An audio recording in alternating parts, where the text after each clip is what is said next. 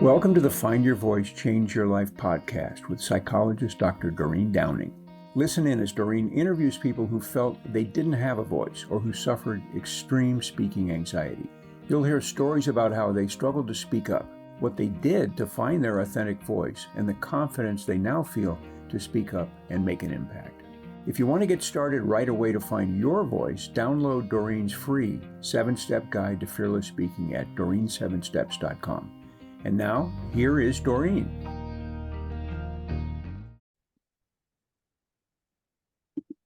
Hi, this is Dr. Doreen Downing. Welcome to the Find Your Voice, Change Your Life podcast, where I get to interview people. Well, actually, it's a conversation with people about their journeys about not having had a voice, and what it is, the steps that they took to reclaim or discover or anchor in the truth of who they really are, and then be able to express it, share their gift out into the world.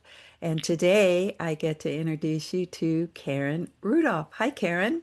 Hi. How are you? I'm, So, yeah, such a pleasure to be here. yeah. Well, partly what I already am smiling because I feel like this is going to be fun for us today.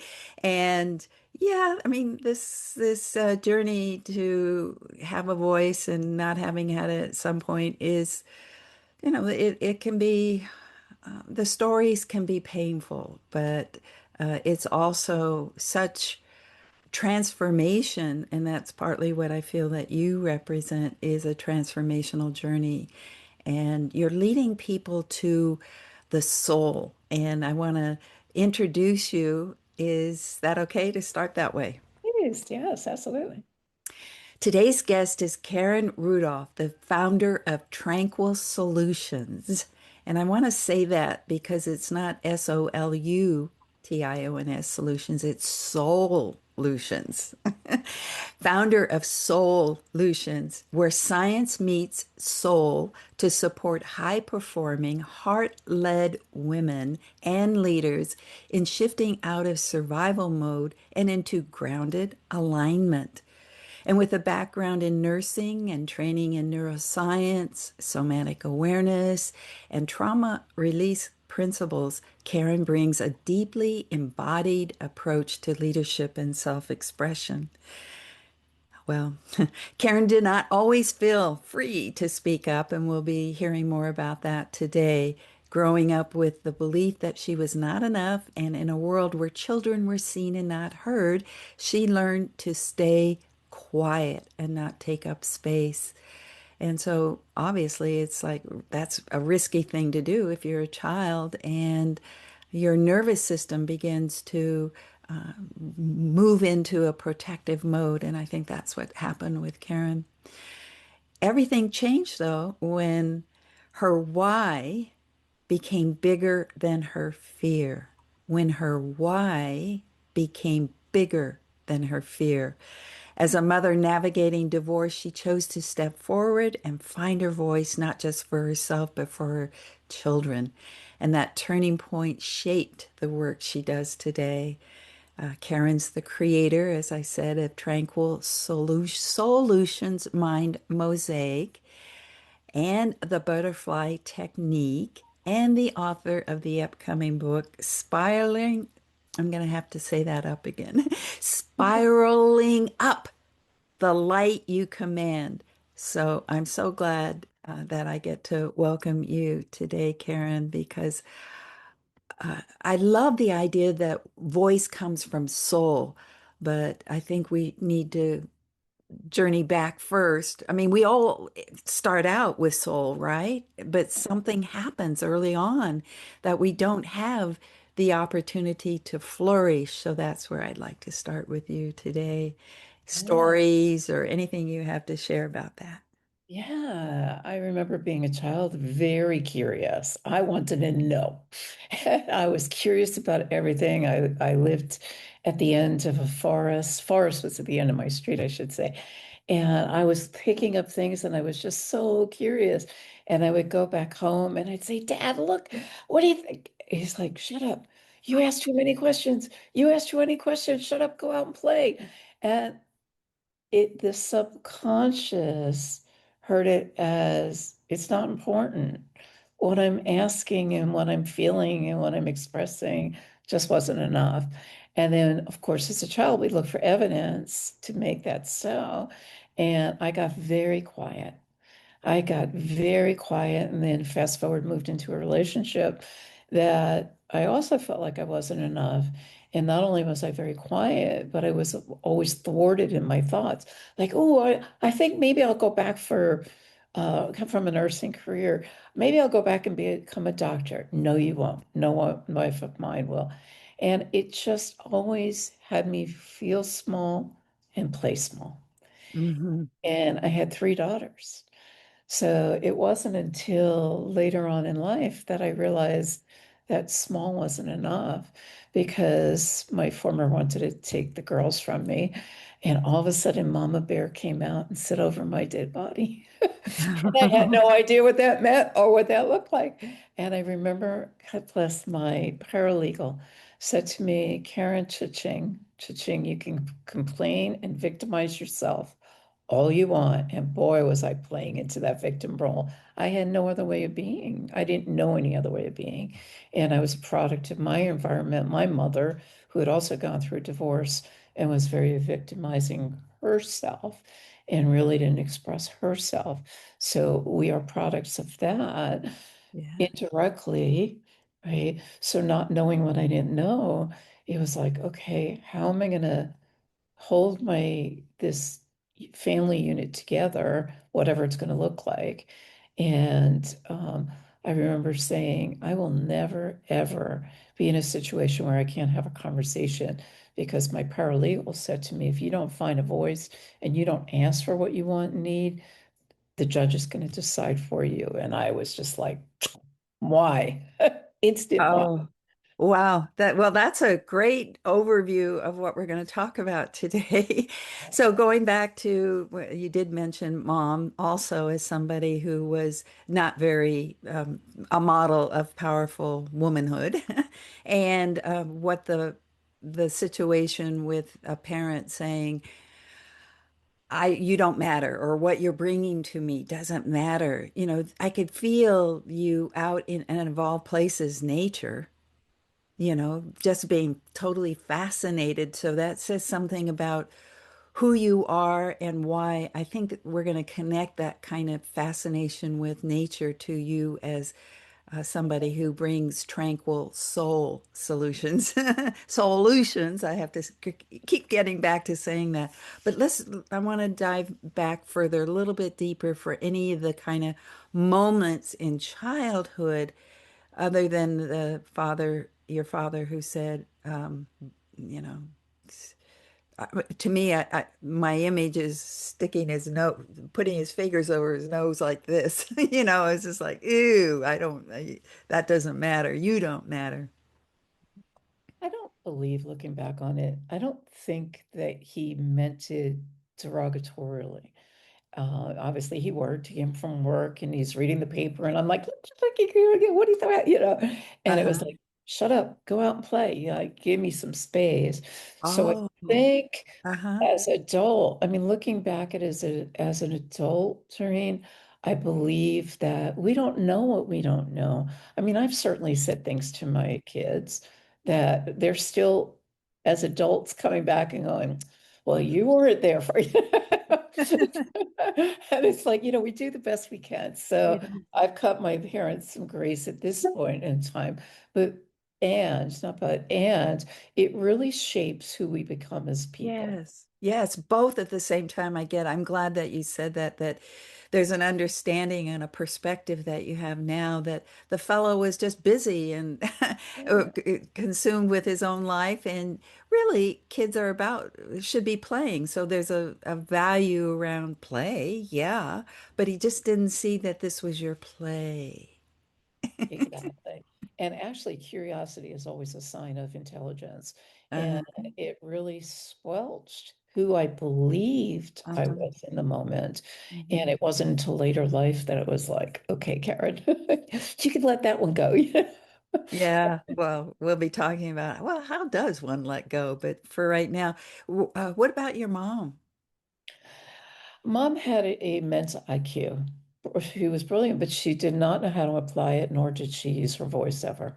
And she was very timid and a people pleaser. Thus, I became a people pleaser.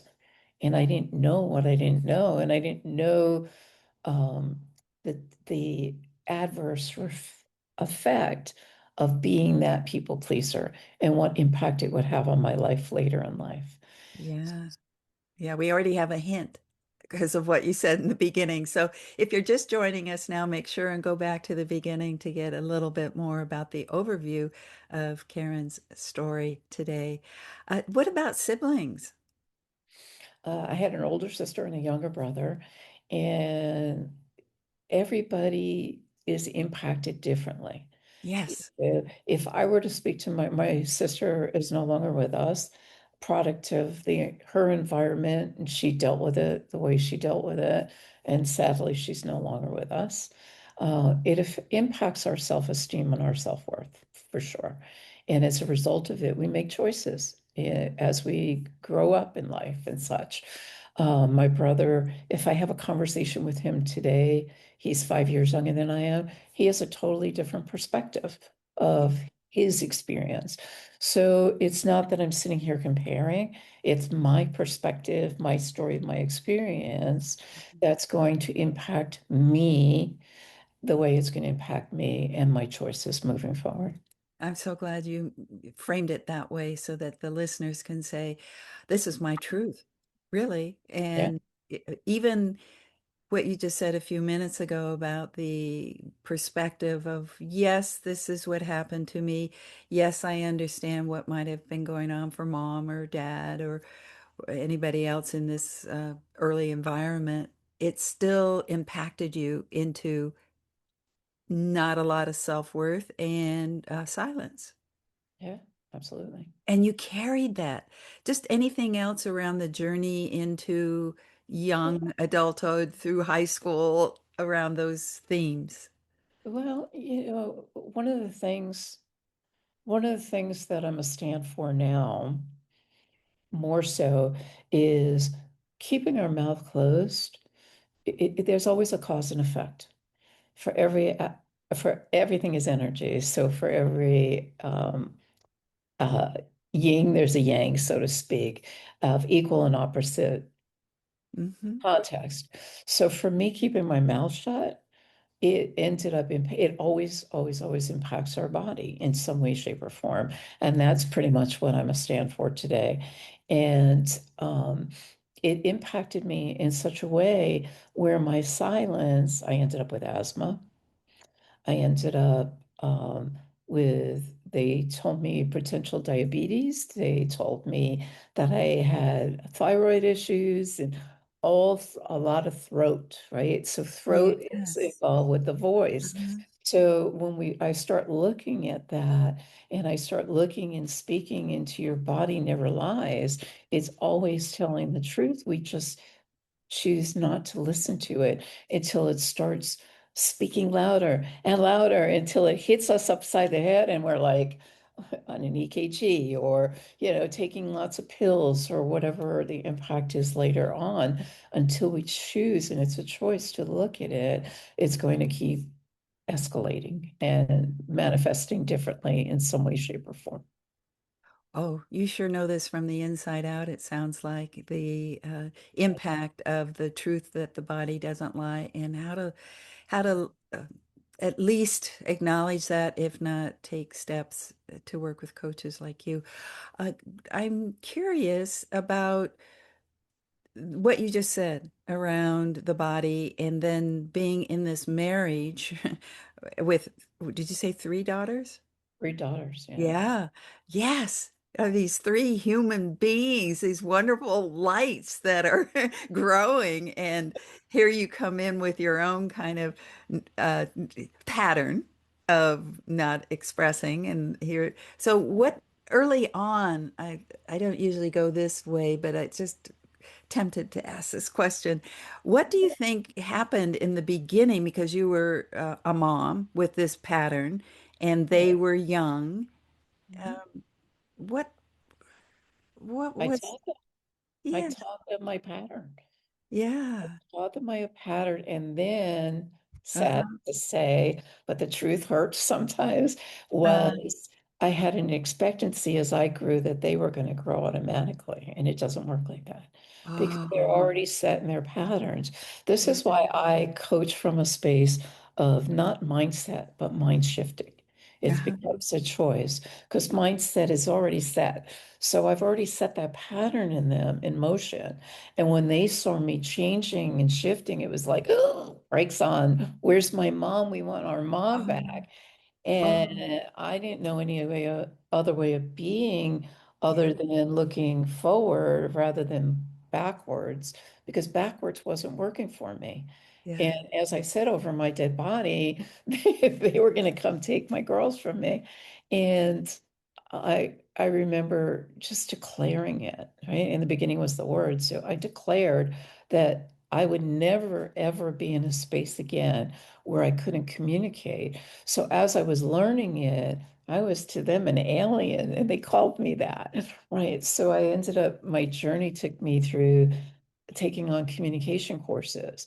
And it's communication school. We learn English, grammar and Mm. conjunctions and adjectives and all that, but the art of Yes. communication was Yes. not taught. And Uh, until we choose to take it on, right? So my kids were sort of left behind in that because I was thinking about, okay, survival at the time. I wasn't thinking in terms of thriving, and nor was I thinking about, okay, the impact on them because I wasn't aware of that.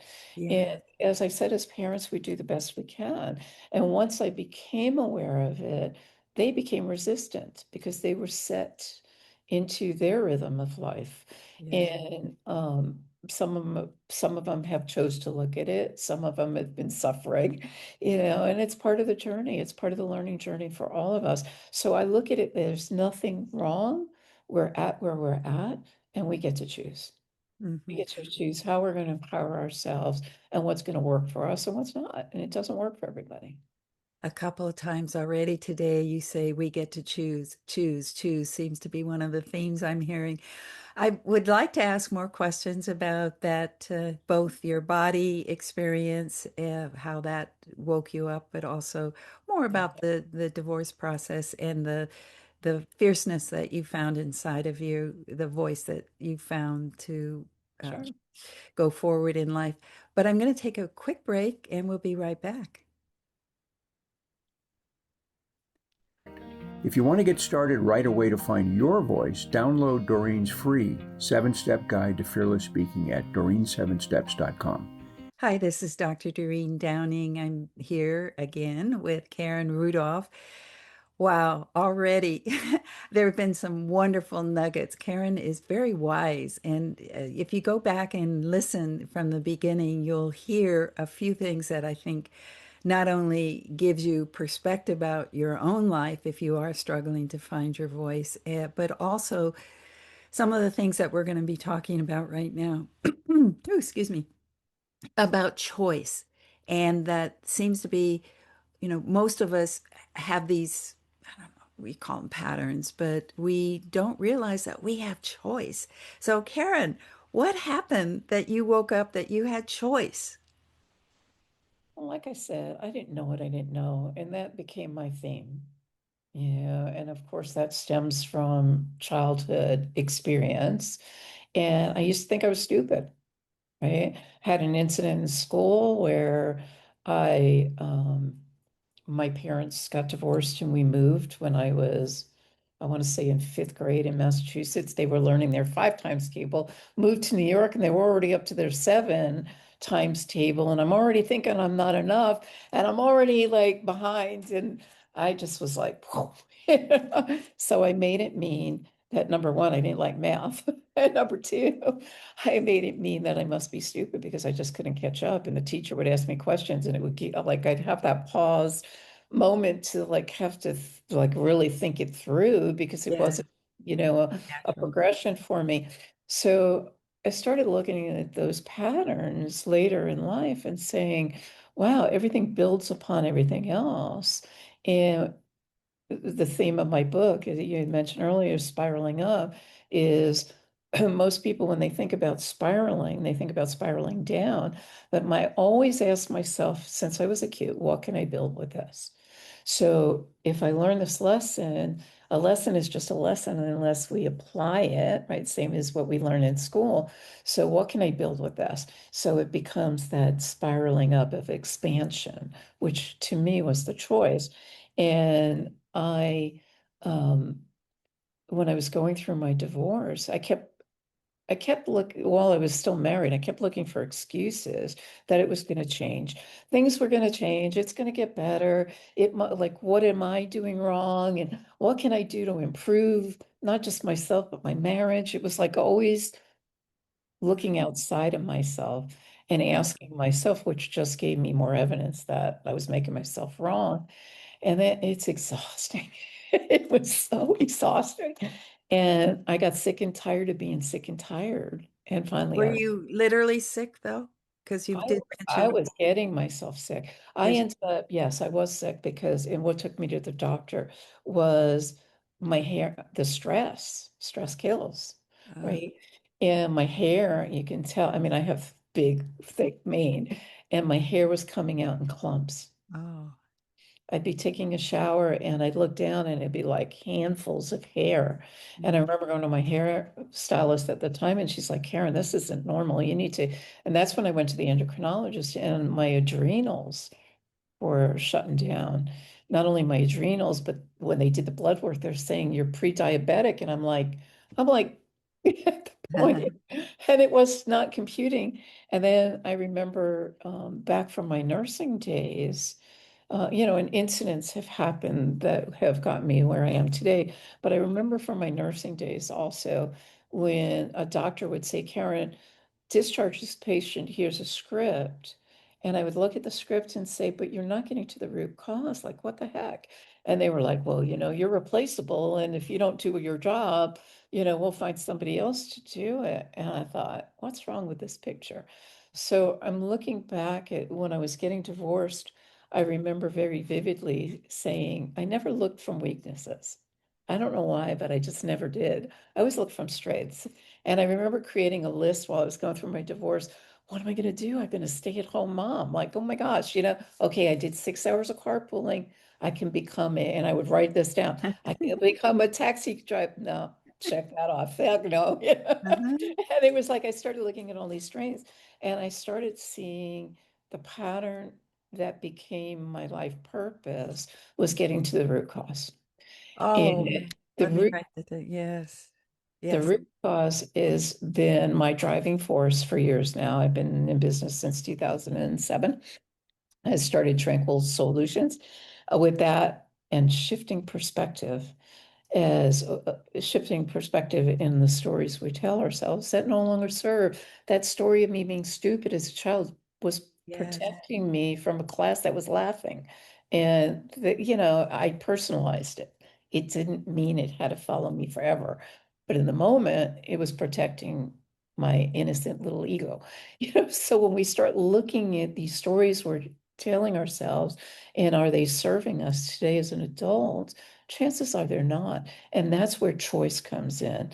And this is where we can say, what's working and what's not. And if it's not working, we have the power to choose. It's a decision. And decision, if you look at the word of decision, means to cut.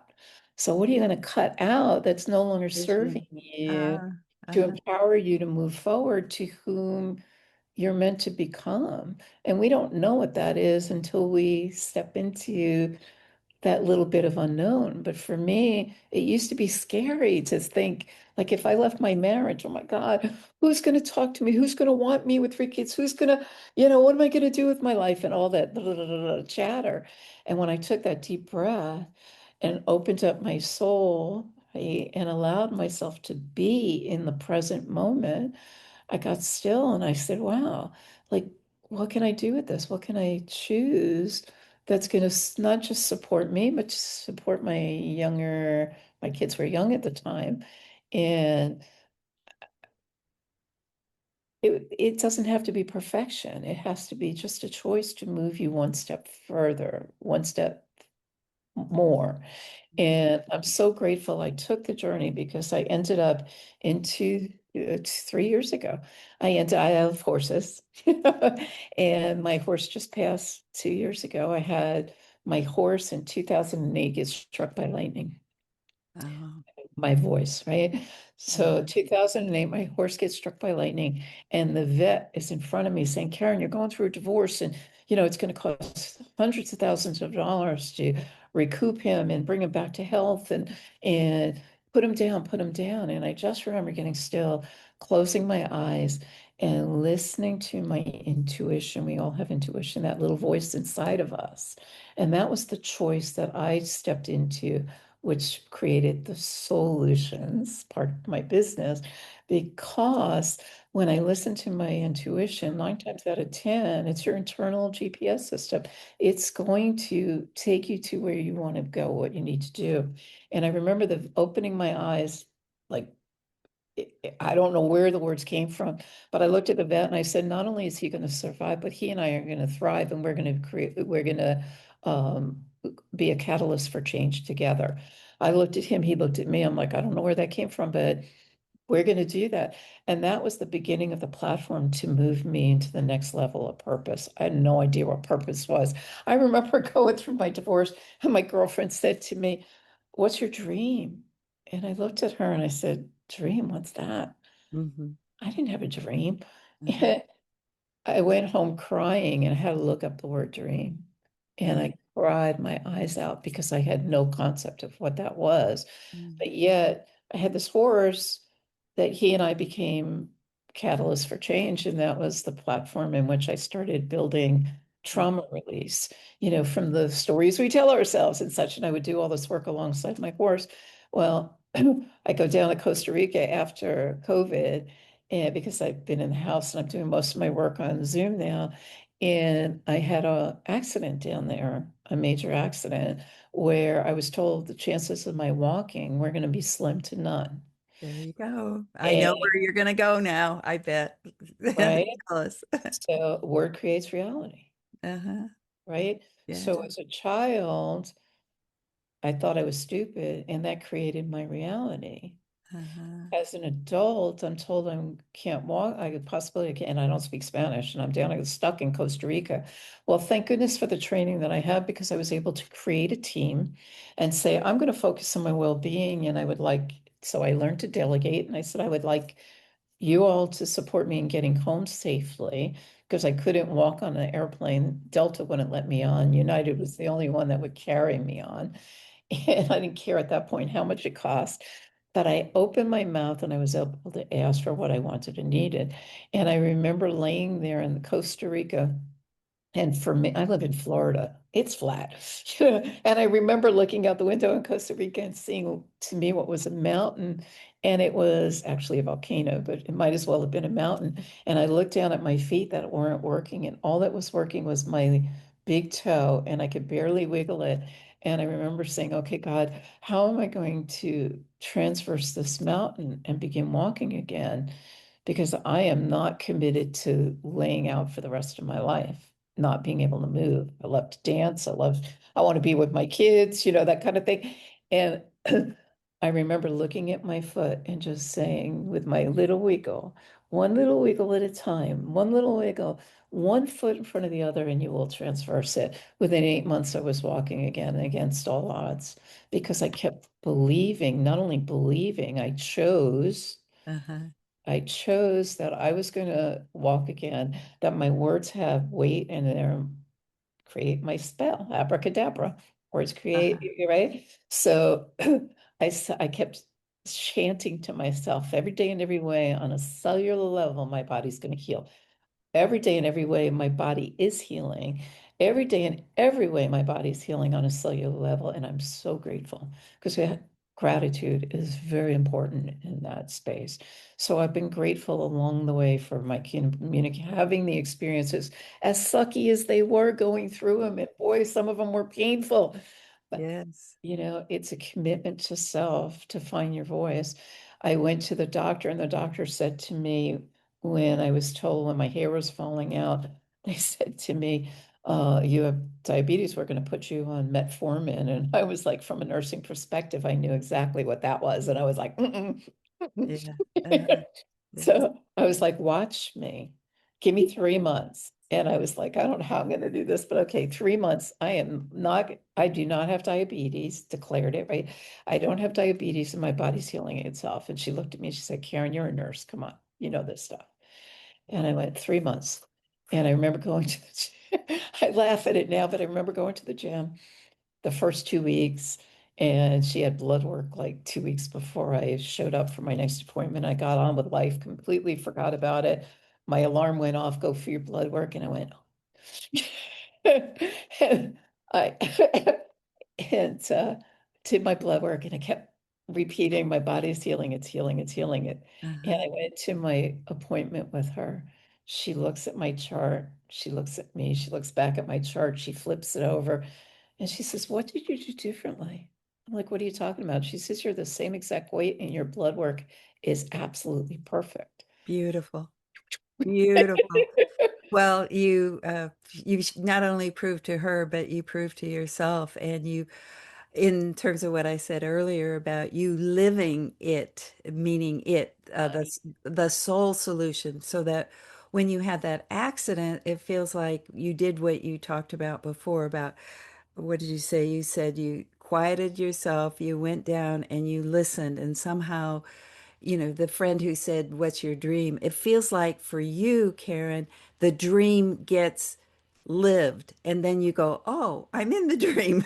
I'm making the dream happen." So it's not like, well, yeah, in a way you saw the mountain and you saw yourself doing it, but it feels like you're closer to living in such a way that the dream is revealing itself as It, opposed to you going for something. And yeah, so anyway, that's one of my observations today. We're coming to an end, so I need to make sure that people can find you and also uh, work with you if this is what they're called to do around some of the things that you said today. Some really wonderful nuggets around choice, around perspective, around tapping deep into ourselves, not only just intuition, but what lives inside of ourselves. That's our power, our natural power.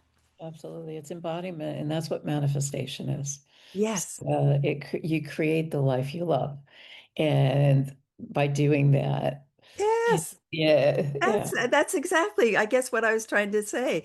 Creating the life you love rather than having it out there and someday you'll make it. It's just like every moment I am, and that's what I'm learning from you today. So we'll have show notes, but where do people find you, if you could say that? well, I'm across all social media. It's Rudolph with an F, Rudolf, and I'm there on pretty much every platform. You could also go to my website, which is www.tranquilsolutions.com, and I have a free gift there for anybody who's listening. And I'd love to give that to them because we all have those questions that are unanswered. But when you're open and willing to look at it, that's when the awareness and the possibility just starts expanding. I love that part of it. Oh, the awareness and the possibility expanding. Wonderful last words. Thank you so much, Karen. Thank you. What a pleasure. Thank you so much.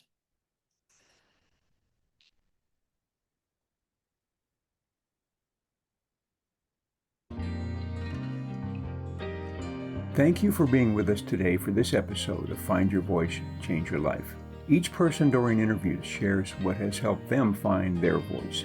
You can learn from these guests and find your voice so you can be confident to speak up and speak out.